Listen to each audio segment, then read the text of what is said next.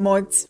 Some might love them, some might hate them, but we all know that they can make the game better. Today I will tell you which are my top 10 favorite gameplay mods. Hi everyone and welcome back to CozyPixels. As you know, I still play The Sims 2 up to this day, almost every day. This is my favorite entry in the Sims franchise and therefore I use a lot of mods which can make the game better. So I decided to make a video about it, in the hopes that it might help you deciding which mods to get into your game.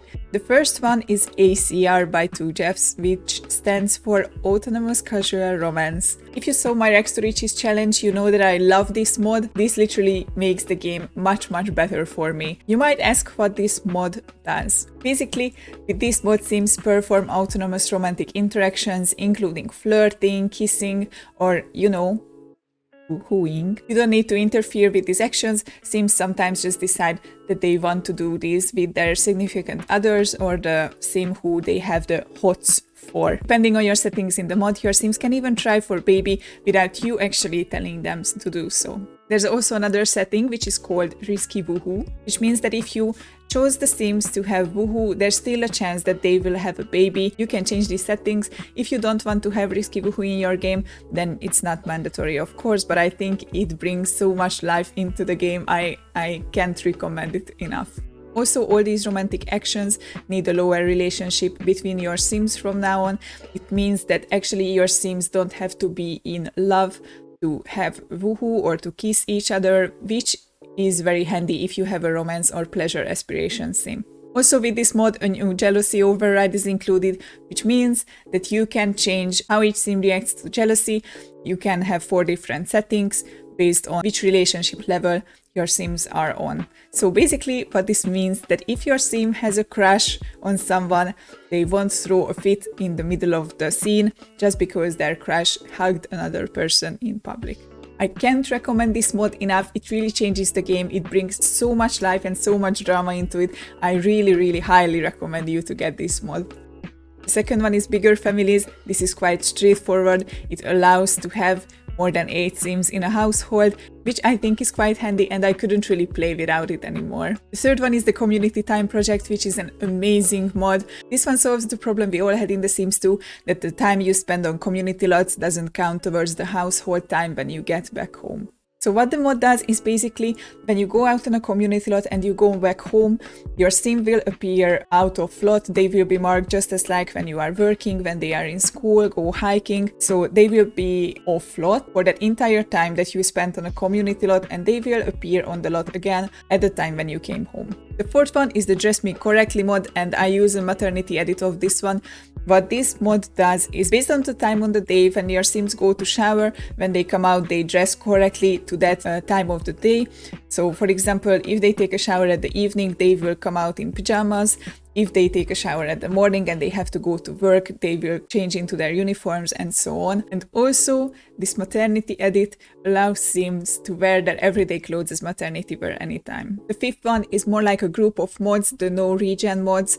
This consists basically of the no townie regen, no SS respawn, no stray respawn mods, which, as the name says, this mod disables townies from respawning, unnecessary NPCs, stray animals, secret society members, and so on. It's very useful if you plan to play custom neighborhoods or you just simply don't want ugly or random townies flooding your neighborhood all the time and unnecessary NPCs. Next mod is community skilling. I know it's weird, but in the vanilla Sims 2, on the community lots your Sims can't gain skill points. I know this is weird, but this mod is a solution for that. So when you install this, from now on when your Sim plays chess on a community lot, they will get the logic points and so on and so on. I don't know why this wasn't included in the original vanilla game. So yeah, this mod introduces a basic feature, but it comes very handy and I think it's a game changer. Our seventh mod is the smart beds. I know you know the feeling when your adult Sims are just refusing to sleep in their own beds. They always use the kids' beds and vice versa,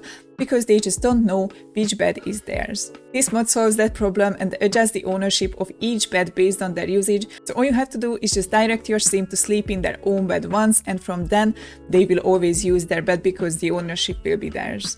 Next mod is called No Townie Memory Loss, and basically what this mod is useful for is when you add a townie to your household or marry a townie, you can see that their memories are all wiped and they all come with the basic Sims memories, like the ones that they had their first kiss from the mystery sim and so on and so on. But they basically don't remember all the things they did as townies, so they don't remember meeting other townies, kissing them or whatever. With this mod, that won't happen anymore, and if you marry a townie, you can see all their memories, so they can remember all their life before marrying you or joining your household, which is very useful. The ninth one is very dear to my heart. It's called 𝓱𝓮𝓻𝓮 Mystery Man, and if you play The Sims Making Magic, you are very familiar with the Mystery Man, but basically what he did is that he visited all your households at the beginning of the game and brought their mystery box, which included all the making magic items which you need to become a wizard.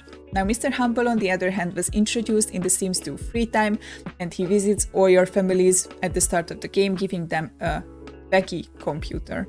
This mod changes Mr. Humble into Mystery Man, and every time you start up your game, the Mystery Man will appear, giving a box to your Sims, and if one of your Sims use this box, they become a neutral witch immediately, so you don't have to chase down a witch in the town and befriend them and ask them to turn you. And the 10th mod is the Sleep on Community Lots.